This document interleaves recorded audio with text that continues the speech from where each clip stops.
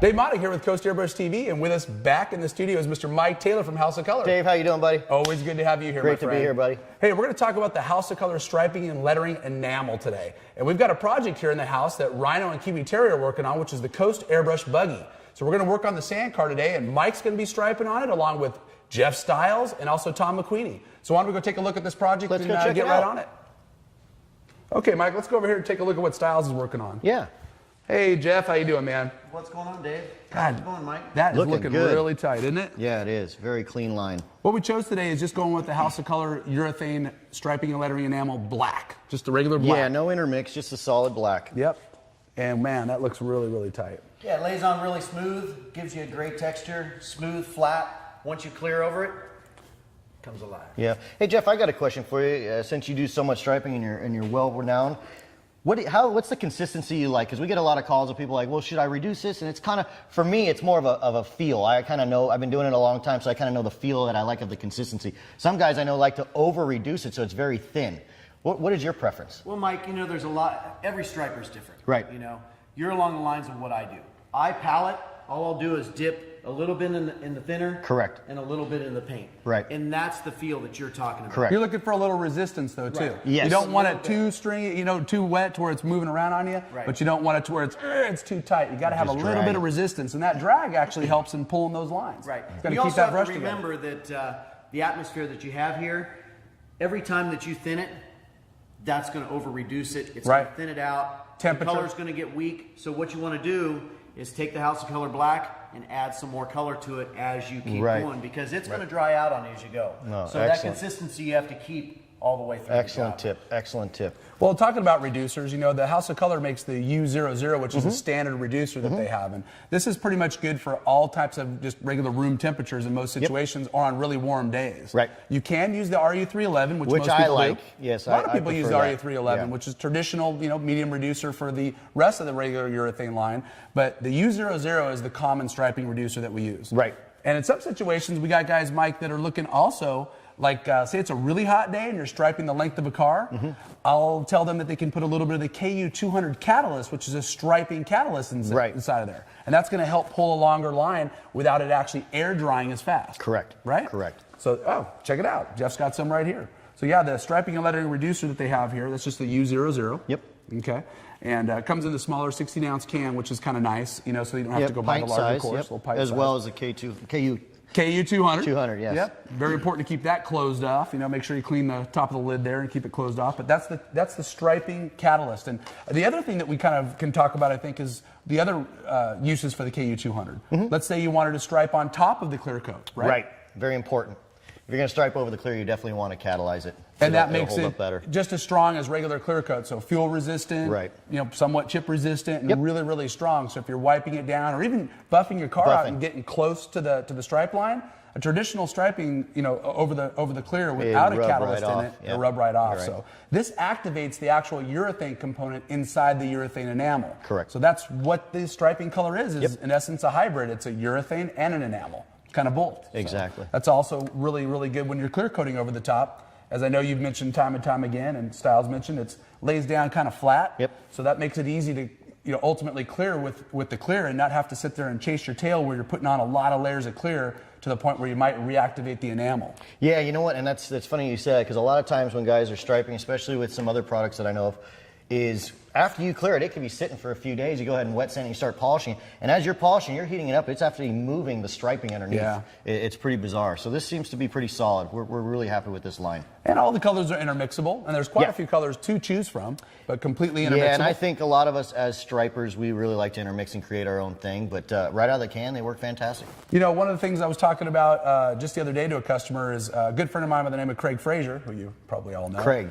Yeah, who's that guy, right? Right. He was talking to me years ago, and I was saying, well, how did you get that striping color like that? And he says, well, I took a little bit of dry pearl, Dave, and I mixed it into the UC3, Right. which is a striping clear, which can also be catalyzed as well. Sure. But that is their striping clear coat, and you can take any one of the dry pearls and actually put that inside of the striping clear, and now you can do dry pearls over the top of other colors, or even just like a ghost. It's beautiful, stripe. iridescent. Yeah, It's like an very iridescent interference kind of ghost stripe. Very cool The looking. UC3 is also used for as a sizing. Yep. I know a lot of us like to thin it down with the 311, and we've got situations, especially when using vinyl mask, and we want to just airbrush in a little bit of sizing, Right. you know, for real intricate detailed work, we'll go ahead and do that. We'll go ahead and take the UC3, thin it down, lay it down there, and it tacks up real, you know, Really it gets nice. really, really fast. So it speeds up the dry time of the sizing as well. Yep, excellent. Well, why don't we pull over and see what Tom's got going? Let's go check out what Tom's doing, and I want to see you get behind the brush too. All right. We got to get your tag on this. I'm We got looking forward to Rhino, it. Kiwi Terry. It's always Yeah. fun around Coast to have a project that we build and do here at Coast to have everybody kind of join in. It's Yeah, one of the it is fun. One of the best parts of my day is to have all of my buddies come on down to the shop and hang out and work on my stuff. On his stuff, right. So let's check it out. Let's see what Tom's doing. All right. Oh, look at Tom go. So what do you think, Tom? It's a lot. It's pretty cool working at Coast when you get to just come back here and take a break in pinstripe sometimes, right? When my boss says, "Hey, come off the floor and go up that and pinstripe and paint all day," yeah, it's kind of the perk of the job. Right. I usually find Tom back here anyway. I'm looking for him up front in the counter, and he's back here painting on his own stuff most of the time. Right. We don't tell anybody that. Oh, we forgot to tell you too, Tom, you're on lunch.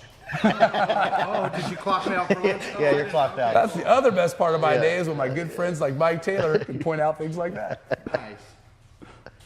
No, just laying down some black here.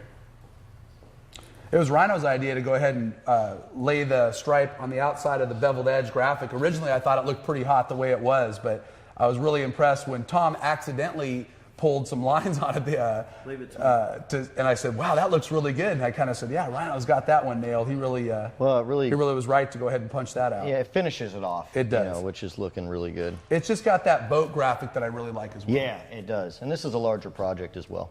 Very cool. Okay, one of the things you can see, as I kind of mentioned just briefly on it earlier, is Jeff uses a little piece of Scotch tape right here on the edge right here so that he can pull and still get just like a razor sharp edge to it. So if you look real close, you'll see how the tape is laid onto the top of the paint job, and he starts on top of the tape and then pulls right to the fine line. So that's a great little trick that I've always watched Jeff do, and look at those razor sharp edges. Look at that. Nice and chiseled, perfect. Now when you come back in, the point of that, which Dave made, was now I can come in and cut that right in so you get a nice square end instead of trying to go in and melt it together. Yep. And we are striping on top of what is already a painted surface. This has been sanded down with 600, so we de-8'd it down and kind of went and Scotch-Brighted it to make sure everything was nice and scuffed. So all of these graphics have been pre-cleared so that they're underneath the clear and they've got just a really smooth surface to paint on top of. If you don't do that, a couple things can happen. Right now, if there is a mistake, which can happen in striping, they can go back with a little bit of reducer and just clean it right off, or use the Mac Tools wipeout tool that we have to kind of pull some of the color away, and they can go ahead and clean it and start striping again, and there you go. Won't hurt the paint job underneath. If you are also striping right on top of the actual graphic, what we do is we look really close at the graphic, you'll see a little bit of a razored line, a little bit of an edge there.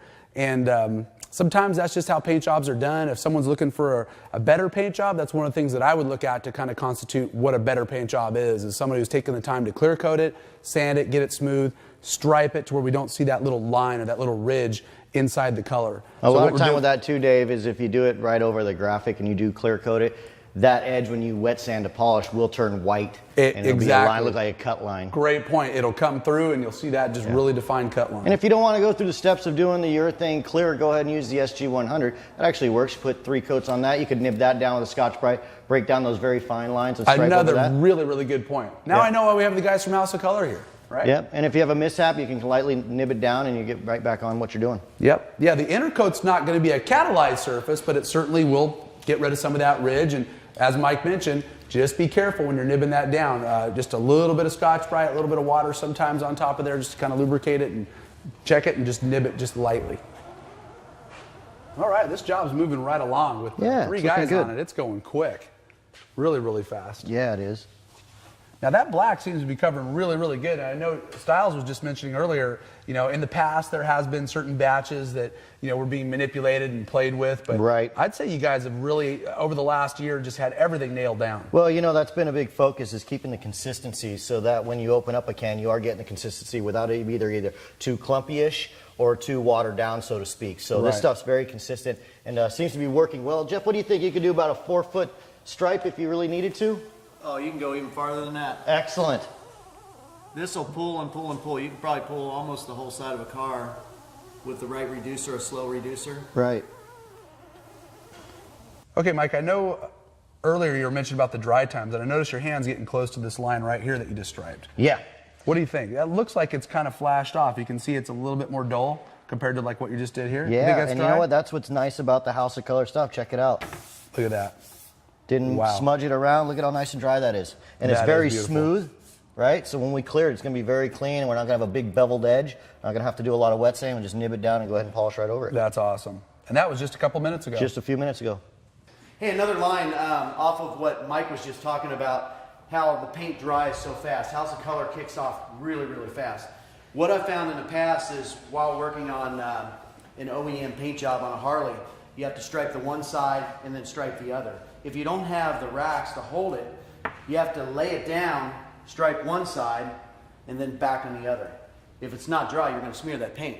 Right. So with how fast this dries, stripe one side, let it flash, kick, lay it over, and you feel comfortable. Yeah, and a lot of striping that times other you'll part of get the some cinder. indentation off of some other products as well, where this won't, especially if you're putting down like a towel or something to kind of protect Exactly. the artwork or whatever's on there. So that's a great point. Yeah, works great. That dry time, gotta love it. It's looking good, Dave. Yeah, I haven't seen one smear or smudge yet. Well, Mike, I do believe we've answered quite a few questions on the House of Color striping and lettering. I believe so, and it was great to get some of the questions answered by Jeff as well. He's a professional. It's Works fun with it. having all the guys here, huh? It is fantastic. I'll take this time to thank everybody like Jeff Stiles, Tom McQueenie, of course Rhino and Kiwi Terry for working on the Coast Airbrush Buggy project. It was a lot of fun building it. We're going to look forward to doing some other projects in the near future here at Coast. Yeah, I can't wait to see this thing cleared out. And special thanks to Mike Taylor and the guys at House of Color for supporting Coast Airbrush TV. Really, really enjoy you guys having you guys here and educate us on all the products. We love being here, Dave. Thank you. I'm Dave Monig. See you next time. See you later.